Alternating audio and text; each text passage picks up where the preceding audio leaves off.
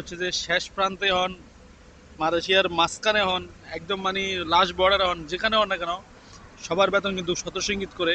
মালয়েশিয়াতে প্রথম আসছিলাম 2018 সালে, তখন হচ্ছে যে কয়েক মাস পরে মনে হয় 1200 রিঙ্গিত হয়েছিল। আসসালামু আলাইকুম এভরিওয়ান, কি অবস্থা সবার? আশা করি সবাই ভালো আছেন। আমি ভালো আছি আলহামদুলিল্লাহ। দীর্ঘ 6-7 মাস পরে আবার নতুন ভিডিও নিয়ে আসলাম আপনাদের মাঝে। অবশেষে আল্লাহর রহমতে মালয়েশিয়াতে বেসিক স্যালারি সর্বনিম্ন এই মাস থেকে শুরু হচ্ছে 1700 রিঙ্গিত করে। যখন মালয়েশিয়াতে প্রথম আসছিলাম 2018 সালে, তখন হচ্ছে যে কয়েক মাস পরে মনে হয় 1200 রিঙ্গিত হয়েছিল। তারপর হচ্ছে যে 1500 রিঙ্গিত হয়েছে, এখন হচ্ছে যে আবার 1700 রিঙ্গিত হয়েছে।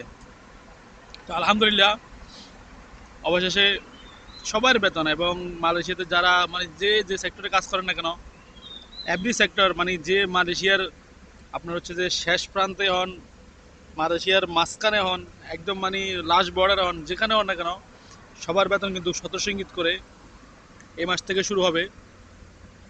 ধন্যবাদ জানাই মালয়েশিয়ার মন্ত্রীকে, ধন্যবাদ জানাই মালয়েশিয়ার মন্ত্রীকে আমাদের মতো শ্রমিকদের দিকে তাকানোর জন্য।